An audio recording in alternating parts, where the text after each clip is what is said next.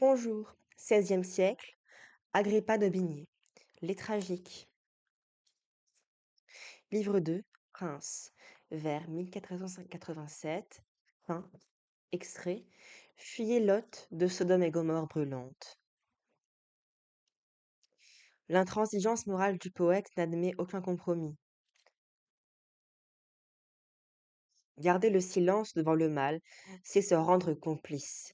Il adjure donc les justes de quitter la cour, imitant l'exemple de Lot que l'on voit dans la Bible, abandonnée avec les siens Sodome, la ville maudite, avant qu'elle ne soit avant qu'elle ne soit frappée, ainsi que Gomorrhe par le feu du ciel.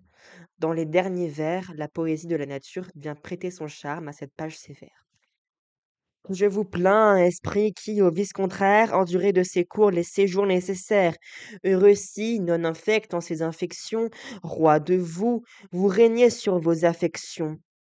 Mais quoique vous pensez gagner plus de louanges, de sortir impollu hors d'une noire fange, sans tache hors du sang, hors du feu, sans brûler, que d'un lieu non souillé sortir sans vous souiller, pourtant il vous serait plus beau en toutes sortes d'être le gardien des magnifiques portes, de ce temple éternel, de la maison de Dieu, qu'entre les ennemis tenir le premier lieu.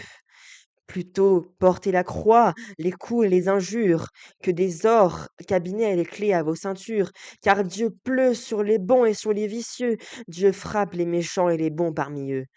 Fuyez, Lot de Sodome et Gomorrhe brûlantes, n'ensevelissez point vos âmes innocentes avec ces réprouvés, car combien que vos yeux me froncent le sourcil en contre les hauts cieux, combien qu'avec les rois vous ne hochiez la tête contre le ciel ému, armés de la tempête, pour ce que des tyrans les supports vous tirez, pour ce qu'ils sont de vous comme Dieu adoré, lorsqu'ils veulent aux pauvres et aux justes méfaire, vous êtes compagnons du méfait pour vous taire. Lorsque le Fils de Dieu, vengeur de son mépris, viendra pour vendanger de ses rois les esprits, de sa verge de fer brisant, épouvantable, ces petits dieux enflés en la terre habitable, vous y serez compris, comme lorsque l'éclat d'un foudre exterminant vient renversant à plat les chênes résistants et les cèdres superbes.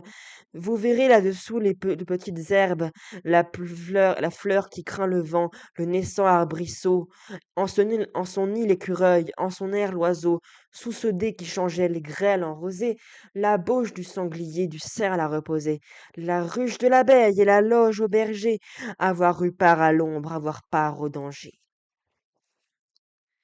1. Sujet. Quelle est l'idée centrale? Comment est-elle exprimée? Valeur morale de cette idée? 2. Daubigny ne s'est-il pas trouvé lui-même dans la situation de ces justes qu'il adjure ici de quitter la cour? À quel moment? Quelle fut sa décision? 3. L'inspiration biblique. Montrer tout ce que Daubigny a doit à la Bible. Thème moral. Élargissement historique et symbolique. Expression frappante. 4. Noter les coupes et les enjônements les plus intéressants. 5. La comparaison finale. Quel est son intérêt, son charme? De quoi est faite cette poésie de la nature? Le livre 3 nous transporte au ciel, devant le trône de Dieu. Ému des plaintes de la justice et de la paix, Dieu vient contempler lui-même les horreurs de la chambre dorée, la grande chambre du Parlement de Paris, au palais de justice, où des juges monstrueux, véritables ogres, se repestent et dépouillent de leurs victimes.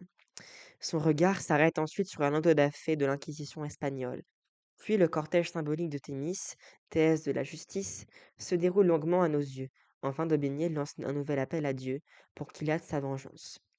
Au livre 4, Dieu assiste au martyre des protestants, torturés et brûlés vifs, les feux. Les femmes et les enfants eux-mêmes, soutenus par leur foi, endurent sans se plaindre les pires tourments. Selon martyrologue selon martyrologe, ne va pas sans monotonie, et il cesse parfois de nous émouvoir, lorsque le poète force le stoïcisme des victimes, mais que de beaux vers aussi, en particulier ceux-ci, parmi les plus justement célèbres des tragiques, qui célèbrent les martyrs comme des fleurs mystiques. Une rose d'automne est plus qu'une autre exquise. Vous avez éjoui l'automne de l'Église. Livre 5. Dieu est remonté au ciel, Satan paraît devant lui. Il se propose de tenter les fidèles. Dieu relève le défi. sûrs qu'ils ne succomberont pas. Cependant, d'Aubigné, développant une large fiction poétique, sa maison de Talcy, en une large fiction poétique, sa vision de Talcy, confère page 174. Hem, 1 partie de la biographie d'Akeba Dominier, donc la première vidéo de la playlist que je vous mettrai, en lien en description, nous montre dans le ciel les tableaux où les anges ont peint les massacres, en particulier la Saint-Barthélemy et les combats des protestants, les fers. Le chant se termine par un vaste mythe, l'océan, indigné de voir les fleuves dégorger dans son sein tant de sang et de cadavres, veut les faire refluer vers leur source. Et voici que des anges du ciel viennent recueillir précieusement le sang des martyrs.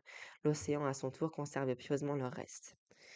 Et vous présenterai le livre 6 et je vous lirai un extrait dans 4 jours. Enfin non, dans 8 jours. Merci à regarder. Au revoir.